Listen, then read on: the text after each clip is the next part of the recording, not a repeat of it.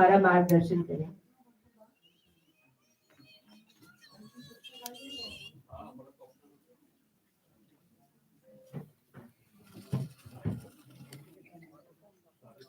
आप सबका बहुत स्वागत है भारतीय विद्या भवन में। और हमारे श्रद्धेय अशोक प्रधान साहब जो हमारे डायरेक्टर हैं, श्री अनिल सिंह जी, श्री दीपक बिसारिया जी, श्री कर्नल सिंह जी और श्री जोशी जी, ये हमारे यहाँ के नवरत्न हैं। और इनके सामीप्य से और साथ साथ जब ये पढ़ाएंगे यहाँ पर तो आपको एहसास होगा कि कितने बड़े विद्वान हैं।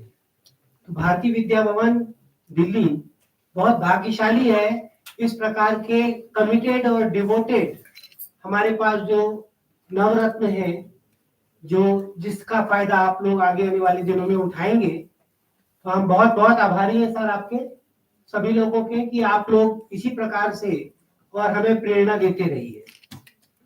अच्छा, ये बताइए कि भारतीय विद्या भवन की यूट्यूब या फेसबुक या ट्विटर पे किस किस ने देखा, या वेबसाइट किस किस ने देख ली अभी तक?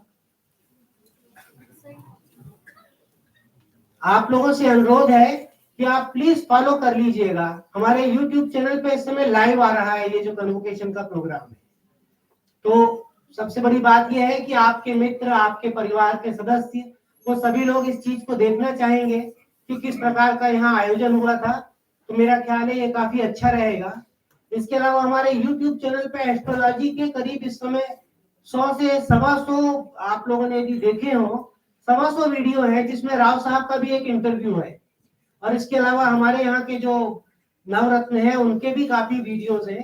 तो उससे आपको काफी आगे आने वाले दिनों में मार्गदर्शन प्राप्त होगा। मैं विज्ञान का छात्र हूँ, तो ज्योतिष के बारे में तो कुछ खास ज्यादा पता नहीं है, परंतु जब हम पीछे की तरफ देखते हैं कि पास्ट में हम लोग किस प्रकार से समृद्ध रहे, हमारा जो नॉलेज है, वो हमारा जो ज्ञान है उसकी समृद्धि, तब बड़ा आश्चर्य होता है कि हम कितने समृद्ध थे। आपको अंदाजा होगा कि जो ज्योतिष है और एस्ट्रोनॉमी, ये दोनों एक दूसरे के साथ कोरिलेटेड है। तो इसमें यह है कि जो जितने स्थूल ग्रह हैं और नक्षत्र हैं उनका भी हम पे प्रभाव पड़ता है। और साइंटिफिक तरीके से यदि हो तो जैसे कि न्यूटन का लॉ ऑफ ग्रेविटेशन है कि हर पदार्थ एक दूसरे के ऊपर असर डालता है। तो बेसिकली ज्योतिष का जो वैज्ञानिक आधार है वो भी यही है। ज्योतिष के बारे में तो आप लोगों को आइडिया होगा कि ये बेबीलोन और इसके अलावा मेसोपोटामिया, सुमेरियन, माया और ग्रीक और इजिप्ट में भी काफी प्रचलन था। परंतु शायद जो है हमारे यहाँ भारत में जो सूर्य सिद्धांतिका है, जो पहला ग्रंथ था, करीब आज से करीब 2800 साल पहले जो प्रकाशित हुआ था, उसमें भी बहुत सारी चीजें देखने को मिलती हैं। और आपको आश्चर्य होगा, सूर्य सिद्धांत किसने लिखा है, को बता पाएगा?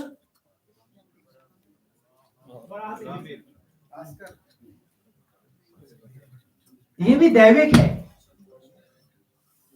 कहते हैं कि रावण के ससुर जो है वो मायासुर है, तो मायासुर ने ये जो है सूर्य सिद्धांतिका लिखा हुआ है।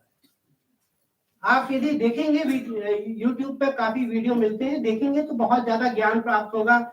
उसमें सबसे जो कुछ चीजें हैं मैं आपके साथ शेयर करना चाह रहा हूँ कि सूर्य सिद्धांतिका जो है इसमें बुध और शनि का जो अपना सरकमफरेंस है वो भी नापा गया था। साथ ही साथ इसमें शून्य का भी कॉन्सेप्ट है। ट्रिग्नोमेट्री यदि पढ़ी हो आप लोगों में से किसी ने मैथ्स पढ़ी हो, तो जैसे साइन और कोसाइन को बोलते हैं, तो हिंदी में और संस्कृत में ज्या और कोज्या बोलते हैं, उसका भी इसमें है। और ग्रेविटी का भी कॉन्सेप्ट आता है सूर्य सिद्धांतिका में। 12th चैप्टर में टाइम और स्पेस का भी हवाला आता है। इसमें एक सबसे बड़ी बात है कि एक जो समय को नापने की जो इकाई है, तो उसमें दो इकाइयां जो है बताई गई हैं। एक तो है मूर्त और दूसरा है अमूर्त। मूर्त का मतलब है जिसको कि नापा जा सके, और अमूर्त जिसको हम नाप ना सके। तो बेसिकली ये साइंस जो आप यदि मान लीजिए कि थ्योरी ऑफ रिलेटिविटी है, अब तो थ्योरी ऑफ रिलेटिविटी भी फेल हो गई है, क्योंकि डबल स्लिट एक्सपेरिमेंट हुआ था। यदि फिजिक्स का कोई स्टूडेंट हो तो उसमें ये पता लग जाता है कि जो हम देखते हैं वो हमें दिखता है, जो हम नहीं देख पाते वो हम नहीं देख, वो एग्जिस्ट ही नहीं करता। तो जो माया जाल का जो कॉन्सेप्ट है हमारे पुराणों में और उपनिषदों में, वो बेसिकली ये माया जाल का ही कॉन्सेप्ट है कि अमूर्त भी है समय, और समय जो है वो निश्चित नहीं है। इस प्लेनेट पे जो समय है और किसी और प्लेनेट पे और किसी और नक्षत्र पे बहुत फर्क है, उसमें ग्रेविटी के कारण समय मुड़ भी जाता है। मैं आपको इसलिए बता रहा हूं क्योंकि यदि आप साइंटिफिक टेम्पर के साथ अध्ययन करेंगे तो आपको बहुत फायदा भी होगा, और साथ ही साथ जो ज्योतिष शास्त्र का वैज्ञानिक महत्व है उसका भी प्रतिपादन अच्छे से कर सकेंगे। हमारे यहाँ आर्यभट्ट हैं, उन्होंने काफी खोजें की थी, आर्यभट्टियम का जो ग्रंथ है। इसके अलावा सूर्य ग्रहण, चंद्र ग्रहण का भी हवाला आता है हमारे शास्त्रों में। और भारतीय दर्शन व ज्योतिष ये ज्यादा साइंटिफिक है। जब आप पढ़ेंगे तो आपको अंदाजा होगा कि बहुत ज्यादा ही विज्ञान सम्मत ज्योतिष शास्त्र भी जो है, जैसे राव साहब हमेशा बताते हैं कि यदि आप देखेंगे तो पूरा का पूरा विज्ञान से समर्थित है, और उसका आप उसको आप बेस बना सकते हैं कि विज्ञान से आया। जोडियाक के बारे में बोलते हैं, होरा शास्त्र भी बोलते हैं, परंतु शायद संस्कृत का एक वर्ड है अहोरा, उससे आया है, जो ये हम कह सकते हैं। और अगली बात जो है वो सबसे बड़ी बात है कि भारत का जो योगदान है ज्योतिष के अलावा, बाकी एस्ट्रोनॉमी में भी काफी योगदान है। ट्रिग्नोमेट्री का प्रतिपादन तो भारत में भी हुआ है। तो मैं आपसे ये उम्मीद करूंगा कि आप लोग जब यहाँ पर शिक्षा प्राप्त करें हमारे नवरत्नों के थ्रू और हमारी जो एस्टीम फैकल्टी है उनके थ्रू, तो प्लीज माइंड दैट आपको इसको विज्ञान सम्मत मान के पढ़ना है।